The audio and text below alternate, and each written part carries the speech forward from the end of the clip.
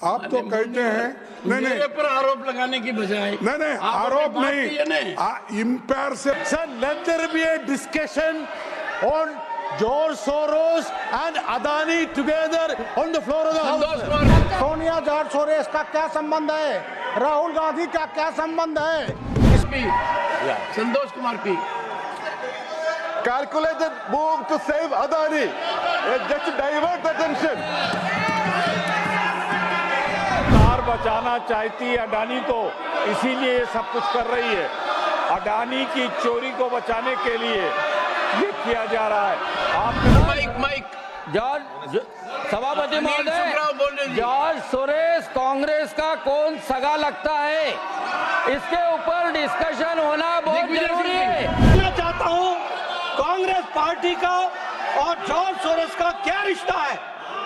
दूसरी बात, जो कुछ भी नड्डा साहब ने कहा है पूरी तरह गलत, बेबुनियाद, सतही, घटिया आरोप है। बीजेपी को ज्यादा मौका देना और विपक्ष को इग्नोर करने की सजा अब कांग्रेस ने धनखड़ को देने की तैयारी कर ली है।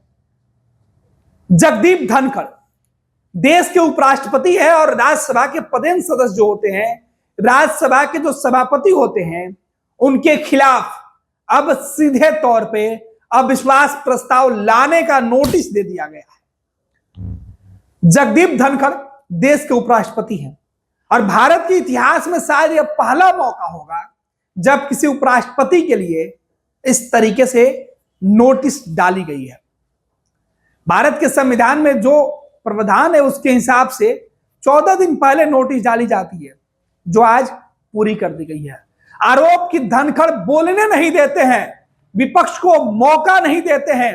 आरोप इसके पहले भी लगा कि कभी धनखड़ माइक बंद कर देते थे। धनखड़ का ये जो भारत के उपराष्ट्रपति और राज्यसभा के सभापति हैं, कभी उनकी मिमिक्री विपक्षी सदस्यों के द्वारा किया गया तब बवाल मचा, कभी उनके ऊपर आरोप इस तरीके से विपक्ष के सांसदों ने लगाया तब बवाल मचा।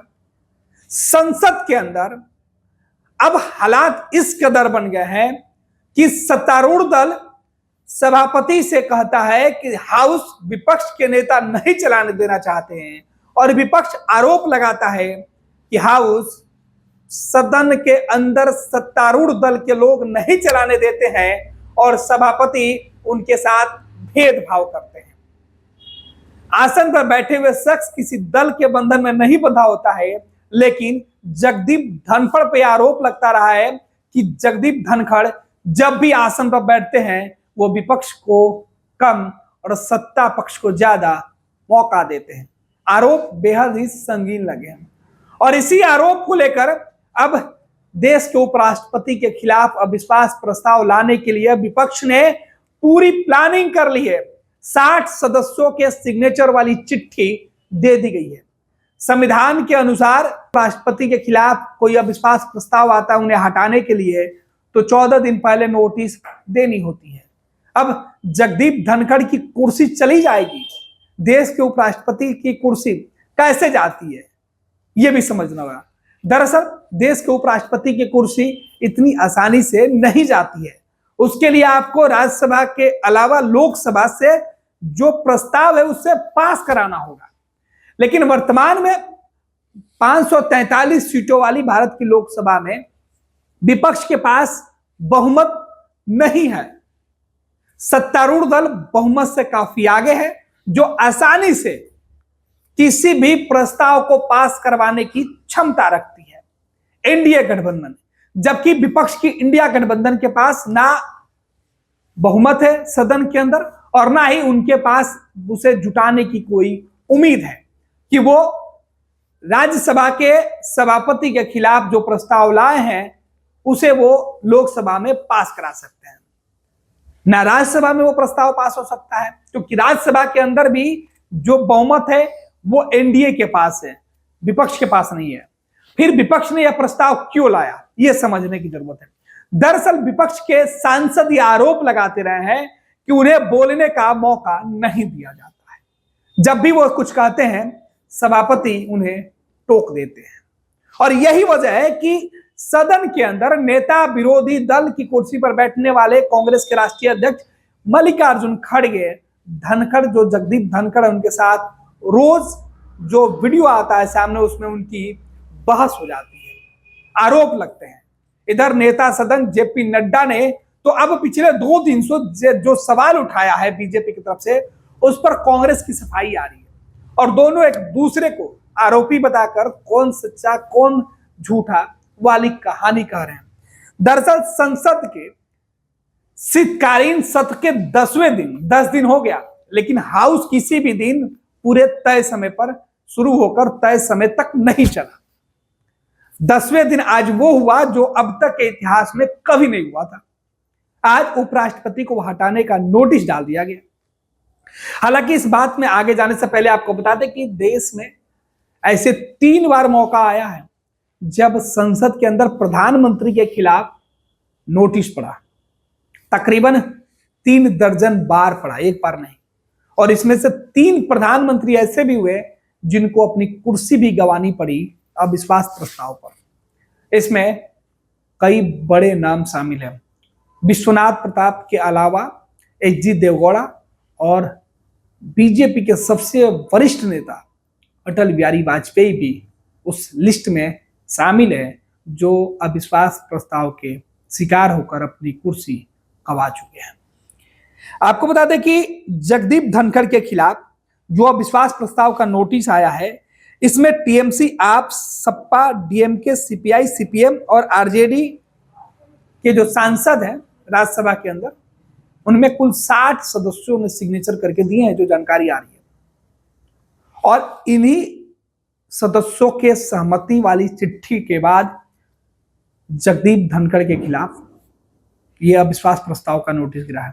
हालांकि आज यानी कि मंगलवार को सुबह 11 बजे हाउस की कार्यवाही शुरू हुई और इस बीच सत्ता और विपक्ष के बीच जो आरोप लगे उस पर, जहां बीजेपी की तरफ से जेपी नड्डा जो बीजेपी के राष्ट्रीय अध्यक्ष, उन्होंने कांग्रेस पर आरोप लगाया कि देश के बाहरी ताकतों को कांग्रेस के नेता सह देते हैं।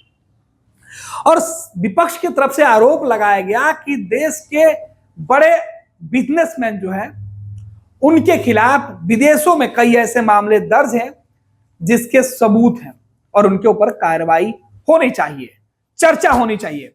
लेकिन अडानी पर सत्ता पक्ष चर्चा के लिए तैयार नहीं है। तो वहीं कांग्रेस के चाहने वाले जो नेता हैं जिनके ऊपर आरोप लगा जॉर्ज सोरोस पर, उस पर कांग्रेस के नेता बात करने को तैयार नहीं। और यही विवाद का कारण रहा कि आज हाउस तकरीबन 12-15 मिनट के अंदर समाप्त हो गई। और इसी के साथ अगले दिन के लिए, बुधवार के लिए, यानी कि अब 11 नवंबर को हाउस शुरू होगा। देखना होगा कि जिस जगदीप धनखड़ के ऊपर विपक्ष के खिलाफ जो है वो काम करने का आरोप लगता है, जिस विपक्ष ने ये चिट्ठी निकलवा दी, नोटिस डलवा दी कि जगदीप धनखड़ की कुर्सी से उन्हें हटाना है, उनके साथ अगले 14 दिन तक किस तरीके से विपक्ष का रवैया होता है। क्या जगदीप धनखड़ अपनी कुर्सी बचा लेंगे, ये हम आपको बताएंगे। फिलहाल राज्यसभा और लोकसभा के अंदर जो सदस्यों की संख्या है एनडीए के पास, बीजेपी के पास, वो अब तक जो है बहुमत से काफी ज्यादा है। ऐसे में आसानी से जगदीप धनखड़ अपनी कुर्सी बचा लेंगे।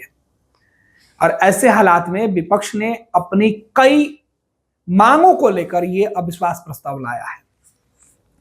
आपको बता दें कि विपक्ष का आरोप है कि उन्हें बोलने का मौका नहीं दिया जाता है, उनकी माइकें बंद कर दी जाती है और वो जब कोई मुद्दा लेकर आते हैं, किसी भी मुद्दे पर चर्चा करना चाहते हैं, तो सभापति उसे सुनते नहीं है। यह आरोप है और इसी आरोप पर रोज नोकझोंक सदन के अंदर हंगामा और सदन स्थगित हो जाता है। 18वीं लोकसभा के अंदर अभी जो सदस्यों की संख्या है 543 और अनुच्छेद के 67, संविधान के अनुच्छेद 67B है जो राष्ट्रपति को उनकी कुर्सी से हटाने के लिए जो नियम है, जो कायदे है, उसके हिसाब से। दरअसल लोकसभा की बात करें या राज्यसभा की बात करें, संसद जो चलाना होता है वो सीधे तौर पे अपनी नीतियों के हिसाब से संसद चलाने के लिए जो नियमावली होती है और जो परंपरा होती है उसका पालन करना होता है। चाहे वो कोई सभापति हो, कोई अध्यक्ष हो, जो भी आसन में बैठता है उनको संसद के अंदर जो नियम है, जो कायदा कानून है, जो परंपरा है, उससे वो बंधे होते हैं और उसी परंपरा के हिसाब से वो आगे सदन की कार्रवाई करते हैं। लेकिन विपक्ष क्या कहना है कि जो उपराष्ट्रपति हैं, जो राज्यसभा के सभापति हैं, वो एक हेडमास्टर की तरह ट्रीट करते हैं और सत्ता पक्ष के इशारे पर वो तमाम कार्य करते हैं। उनके ऊपर आरोप लगता रहा है। हालांकि जगदीप धनखड़ को लेकर बीजेपी के नेता कहते रहे, संसदीय मंत्री का बयान है कि वो किसान नेता हैं, वो लोगों के हित में काम करते हैं, वो जिस तरीके से हाउस चला रहे हैं वो एक मिसाल है देश के लोगों के लिए और बीजेपी से जुड़े हुए हैं। हालांकि उसके पहले जब वो बंगाल के गवर्नर थे तब भी उन पर ममता बनर्जी से टकराने का आरोप लगा था और उसके बाद अब फिर से सत्ता को बचाने के लिए विपक्ष से टकराने का आरोप लग रहा है। दरअसल राज्यसभा के अंदर 245 सदस्यों की फिलहाल 250 से 200 जो है वो राज्यसभा की कैपेसिटी है। 245 भारत के अंदर राज्यसभा के अंदर जो सदस्य हैं वो हैं। 245 में बहुमत का आंकड़ा एनडीए के खेमे में है। विपक्ष के पास जो आंकड़ा है वो तकरीबन 112 के आसपास है। अगर सभी दलों को अगर एक मोर्चे पर लाया जाए तब, लेकिन विपक्ष के कितने नेता इसमें साथ देते वो देखना दिलचस्प होगा। दरअसल अविश्वास प्रस्ताव लाने के कई दूसरे भी मायने निकाले जा रहे हैं। लोकसभा और राज्यसभा के अंदर विपक्षी गठबंधन के बीच तालमेल नहीं बन पा रहा, ये भी एक कहानी है। कहा जा रहा है कि इस अविश्वास प्रस्ताव के माध्यम से विपक्ष को एकजुटता का परिचय देना होगा, अपनी एकजुटता दिखानी होगी। अगर वो जगदीप धनखड़ के खिलाफ वोटिंग के तरीके से मजबूत है, एकजुट है, वो जो तमाम सवालों के बीच या कई मुद्दों पर अलग अलग जो बयान सामने आ रहे हैं वो खुलकर सामने आ जाएगा कि विपक्ष एकजुट है या फिर उनके अंदर भी कोई जो है वो विवाद है। अगर सभी एक साथ वोटिंग करते हैं, सत्ता पक्ष हालांकि अभी भी निश्चिंत है कि उसे राज्यसभा में अविश्वास प्रस्ताव लाने के बाद लोकसभा में उसे पास करवाना होगा और वो प्रस्ताव लोकसभा में पास नहीं हो पाएगा। ये बीजेपी को पूरी तरीके से इस बात का जो वो श्योर है, संतुष्ट है कि जगदीप धनखड़ जो देश के उपराष्ट्रपति उनकी कुर्सी नहीं जाएगी। लेकिन अविश्वास प्रस्ताव की वजह से जिन प्रधानमंत्रियों की कुर्सी गई है उनकी चर्चा कर लेते हैं। दरअसल 1963 के बाद से प्रधानमंत्री के खिलाफ 31 बार जो है वो इस तरीके के प्रस्ताव लाए गए और इस 31 बार में मात्र 3 बार यह प्रयास सफल रहे, जिसमें विश्वनाथ प्रताप और एच.डी. देवगौड़ा के साथ अटल बिहारी वाजपेयी की ही सरकार गिर पाई थी। कुल इस तरीके से संसद के अंदर की जो स्थिति है। लेकिन अब जो है वो संविधान के अनुच्छेद 67 में जो प्रावधान दिए गए हैं और 67B के तहत उपराष्ट्रपति को हटाने के लिए जो पूरा जो प्रस्ताव जो है वो दिया जरूर गया है, लेकिन धनखड़ की कुर्सी कितनी मुश्किल में होगी वो अगले 11 दिन जो होंगे वो महत्वपूर्ण होगा, क्योंकि 14वें दिन अविश्वास प्रस्ताव पर चर्चा होना है।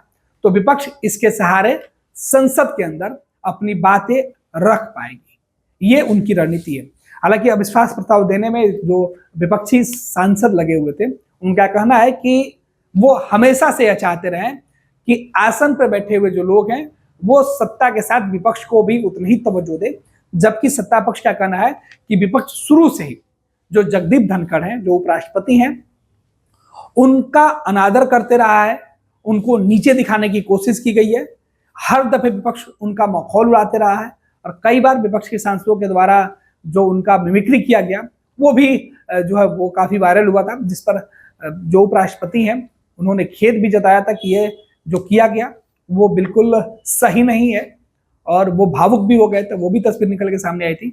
लेकिन देखना होगा इस बार सत्ता और विपक्ष के इस नोकझोंक के बाद अविश्वास प्रस्ताव का जो नोटिस दिया गया है इसका असर देश की संसद में और देश की सियासत में कितना पड़ता है। माइक ऑन नहीं है सर। एक तो सर मैं आपसे कहना चाह रहा हूँ किस रूल में इनको बोलने की इजाजत दी जा रही। ये सारी बातें अपनी कर रहे हैं, इनके माइक ऑन रहते हैं और इसके अलावा जो है इनके फोटो दिखाए जा रहे हैं। ये तो गलत है, शोरगुल का हल्ला नहीं दिखाया जाता, इनका दिखाया जा रहा है। इनके माइक नीरज शेखर, श्री नीरज शेखर, मुझे समझ नहीं आया कि हमारे साथियों को आपत्ति किस बात पे है। देश की सुरक्षा के बारे में हम बात करना चाहते हैं तो क्या इनको आपत्ति क्या है? कुछ लोग इस देश को डिस्टेबलाइज करना चाहते हैं। कांग्रेस पार्टी के कुछ महत्वपूर्ण सदस्य जिनका नाम आ रहा है समाचार पत्रों में, तो इस पर बात करने में इसको आपत्ति क्या है? देश की सुरक्षा की बात यहाँ नहीं होगी तो कहाँ पे होगी? मैं चाहता हूँ इस पे गंभीर चर्चा होनी चाहिए और तुरंत शुरू होनी चाहिए। John Brittas Sir, let there be a discussion on George Soros and Adani together on the floor of the House. Santosh Kumar P calculated move to save Adani, just to divert the attention. जा रहे सोनिया गांधी जी का अखबारों में आ रहा है, फ्रेंच अखबार में आ रहा है। राहुल गांधी जी जब अमेरिका जाते हैं तो फंडिंग करता है जॉर्ज सोरेस और एंटी इंडिया कैंपेन चलता है। सर सभापति महोदय, हम इस पर चर्चा चाहते हैं। सोनिया जॉर्ज सोरेस का क्या संबंध है, राहुल गांधी का क्या संबंध है, इस पर चर्चा होनी चाहिए। ये देश की सुरक्षा का सवाल है, देश की प्रतिरक्षा का सवाल है। सरकार बचाना चाहती है अडानी को, इसीलिए ये सब कुछ कर रही है। अडानी की चोरी को बचाने के लिए ये किया जा रहा है। आपने मुझे परमिट किया, मेरा क्वेश्चन नंबर 2 लगता है क्यों डिस्कशन नहीं होने देते? जॉर्ज सोरेस का इनका सगा है। जॉर्ज सोरेस और कांग्रेस मिला के पूरे दुनिया में यस जॉर्ज सभापति महोदय, जॉर्ज सोरेस कांग्रेस का कौन सगा लगता है, इसके ऊपर डिस्कशन होना बहुत जरूरी है। पूरी इंडिया माननीय दिग्विजय सिंह जी, सर पूरे सम्मानजनक ढंग से आपसे अनुरोध करना चाहता हूं कि आपसे ये उम्मीद नहीं थी। आप पक्षपात कर रहे हैं। कौन से नियम के अंतर्गत आपने डिस्कशन चालू किया है? आपने कौन से नियम में इनको बोलने का अधिकार दिया है? हाउस ये आपका अवरोध कर रहे हैं और आप उनको अलाउ कर रहे हैं। हम आप उनका नाम ले लेके आप उनको अलाउ कर रहे हैं, ये क्या तरीका? चेयर करना कांग्रेस की नेतृत्व के द्वारा यह बताता है कि यह देश में की आंतरिक सुरक्षा और देश की बाह्य सुरक्षा के लिए बहुत बड़ा खतरा है और इसकी फंडिंग, इसको आर्थिक रूप से मदद देने का काम यह जॉर्ज सोरोस कर रहा है। मैं जानना चाहता हूं कांग्रेस पार्टी का और जॉर्ज सोरोस का क्या रिश्ता है? दूसरी बात, जो कुछ भी नड्डा साहब ने कहा है पूरी तरह गलत, बेबुनियाद, सतही, घटिया आरोप है। मैं इसका खंडन करता हूं। दूसरा, मैं स्पष्ट कर दूं कि जैसे वो कह रहे हैं उन पे आधार नहीं, हमारे पास आधार है। एक न्यायालय ने संज्ञान लिया है 23,000 करोड़ रुपए की रिश्वत भारतीय जनता पार्टी की सरकार को दिया गया है, इनके अधिकारियों को दिया गया है। अडानी मुद्दे पर आप चर्चा कराइए, हम अपनी बात रखेंगे और सरकार को पूरा मौका मिलेगा। इन्होंने आप तो कहते हैं मेरे पर आरोप लगाने की बजाय नहीं आरोप नहीं, इम्पार्शियलिटी हर बार कहते हो कि मैं मंत्री सर को हम फेवर पॉइंट करता आउट हूं, कर रहे हैं लीडर ऑफ द हाउस को फेवर करता हूं। आपका ध्यान खींचने के लिए मैंने हाथ उठाया। मैं कुछ गड़बड़ नहीं किया, मैं कुछ बोला नहीं, सिर्फ हाथ उठाया। आप मुद्दे पर आइए। मेरे को आरोपित क्यों? नहीं, मैं मुद्दे पे ही आता हूँ। आज का कोटा पूरा हो गया है, अगर आप नहीं, अगर आपका ध्यान इधर आ गया तो मुद्दे पे आऊंगा मैं। अब आप मेरे तरफ देख रहे, जरूर मैं मुद्दे पे आऊंगा। बोलिए सर, जब हमारे नड्डा साहब जी जो नेता इस सदन के हैं, उन्होंने ये कहा जब आपको चाहिए तब आप 0 आवर बोलते हैं। Most unfair. Jairam Ramesh, nothing else to go on record, Jairam. Sir, this is most unfair. You have rejected the notice, all notices. You want the business of the House. He is raising an issue which you have rejected. And it is very clear, it's very clear, this is all part of a game plan to raise this issue and have this entire House adjourned. Sir, Please don't be party to this. Sir, you are the chairman. Don't be party to this. Sir, don't be party to this. You are the chairman. You are the protector. Don't become party to this. The house stands. Yes. Yes, Mr. Vasu. Sir आपने कहा था नहीं जाना चाहिए। Sir आपने कहा था मुझे अलाउ करेंगे सर। मान्य सदस्यगण, मान्य सदस्यगण, मान्य सदस्यगण, अभी सुने मान्य सदस्य, एक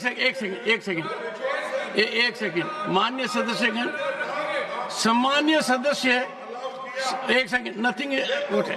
मान्य सदस्यगण, सम्मान्य प्रमोद तिवारी जी ने एक बहुत महत्वपूर्ण बात कही है और जो सदन के संचालन के लिए बहुत जरूरी है और सभापति की गरिमा के लिए भी बहुत जरूरी है। और माननीय प्रमोद तिवारी जी ने ये कहा है, पैनोरमा ग्रुप, जो सोचता है वो करता है। ये लो मुंह मीठा करो, आज मैंने अपना जॉब छोड़ दिया, अब हम पूर्णिया वापस जाएंगे। जॉब छोड़ दिया है? मतलब ये घर कैसे चलेगा? हम करेंगे क्या? और माँ बाबूजी क्या बोलेंगे? इसलिए मैं एक और मिठाई का डब्बा लाया। अपने बिजनेस के लिए लोन अप्रूव हो गया। अरे लोन अप्रूव हो गया वो तो ठीक है, लेकिन पूर्णिया में हम रहेंगे कहाँ? अपना घर भी तो नहीं है वहाँ। इसलिए तो एक और मिठाई का डब्बा अलग से लाया हूँ। हमने पूर्णिया में घर ले लिया है, पूर्णिया के ई होम्स पैनोरमा में। पूर्णिया में पैनोरमा ग्रुप लेकर आए हैं ई होम्स पैनोरमा। बड़ा घर, आलीशान जिंदगी और अत्याधुनिक सुविधाओं के संग। अरे अब क्यों मुंह मीठा करवा रही हो? क्योंकि हम घर वापसी जो कर रहे हैं। घर वापसी की खुशी पूर्णिया में ई होम्स पैनोरमा के संग। ई homes panorama, luxurious lifestyle redefined. Bharatiya Janata party का सदस्य बनने के लिए 8800002024 पर मिस्ड कॉल करें। निवेदक, भारतीय जनता पार्टी, बिहार।